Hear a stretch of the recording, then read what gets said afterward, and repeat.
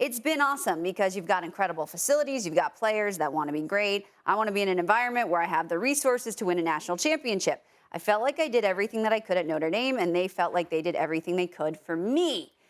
Which is very interesting comments coming from the coach. And before we get into that question, I can't help but mention the Southern accent he used when he introduced himself to LSU at the men's basketball game. We will always He's mention from Massachusetts, and as a fellow New Englander, it's insulting. So that's my hot take. So anyways, I'll get back to the show, shall we? And Jordan, you're a Notre Dame man. Do you think it's easier to win a title at LSU than Notre Dame? Look, I'm here for the shade thrown at Brian Kelly for that one. It's still perplexing. Yeah. As a guy who's been recruited, I can only imagine a coach come out and just totally flip his native tongue to something wildly different and go, okay, I guess I got to trust this guy for the next 4 years.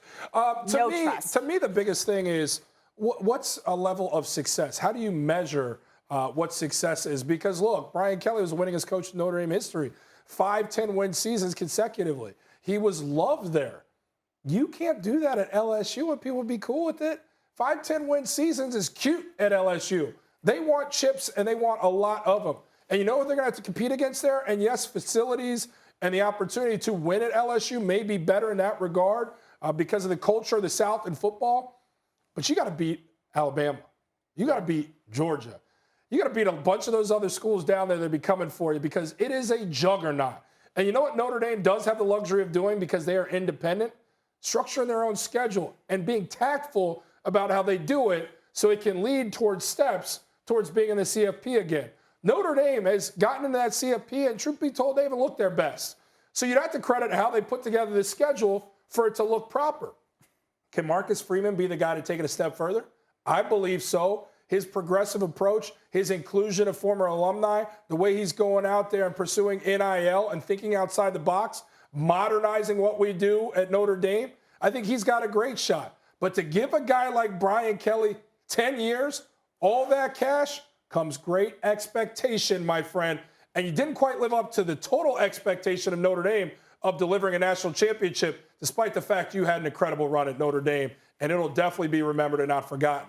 It's a different beast down there at LSU and in Baton Rouge. It is far easier to win a championship at Notre Dame. Far easier. In my opinion. You got very close there in South Bend, and it's a shame that you guys looked as awful. And I'm saying you guys, my husband went to Notre Dame. It's a shame you guys looked as awful as you did in the playoff. But nonetheless, now he's amongst the big boys. What do they say in the SEC? It just means more. And yes, you're right. He has to play the likes of probably 3 teams that will be ranked in the top 25 in this schedule alone. That's not even including ones that might creep in there. And that would be Mississippi State, Texas A&M, and obviously Alabama. And with all of the scrutiny that Brian Kelly has faced, leaving South Bend and now going down to Baton Rouge, they are going to be watching every single move. You've had recruits that have flipped.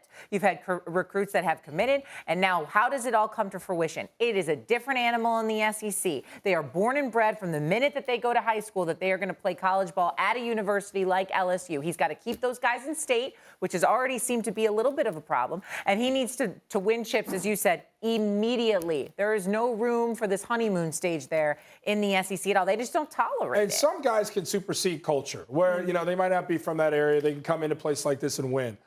I just don't know if it's going to be for Brian Kelly in that regard. You know, there was some, I wouldn't say everybody was all in terms of relationships with Brian Kelly when he was at Notre Dame. And maybe that was one of the things that ultimately led to him saying, you know what, I'm going to bail. Not only bail in the 11th hour when this group might still have a chance to play in a CFP. Yeah.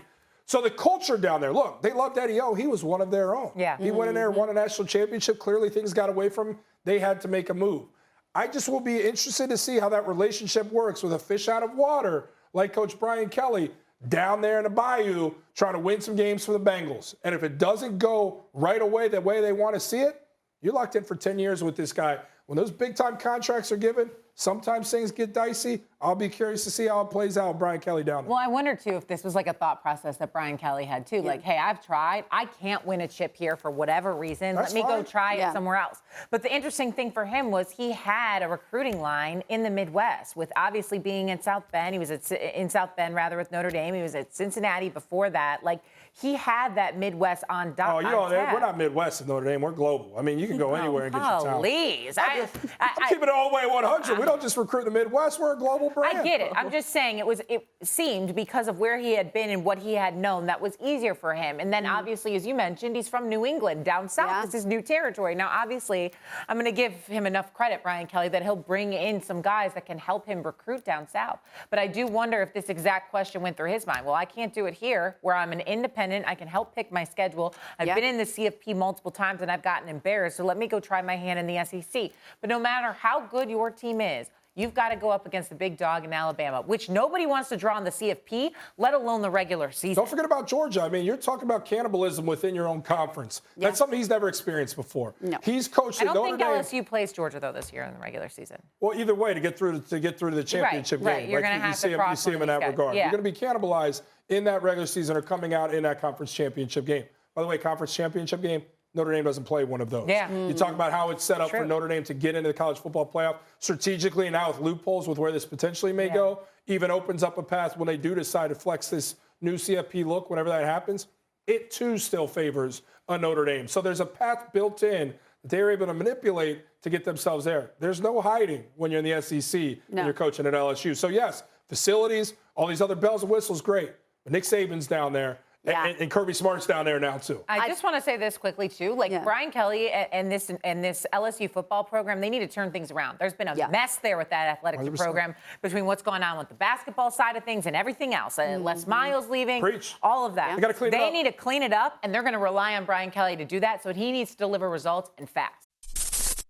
Thanks for watching ESPN on YouTube. For live streaming, sports, and premium content, subscribe to ESPN+.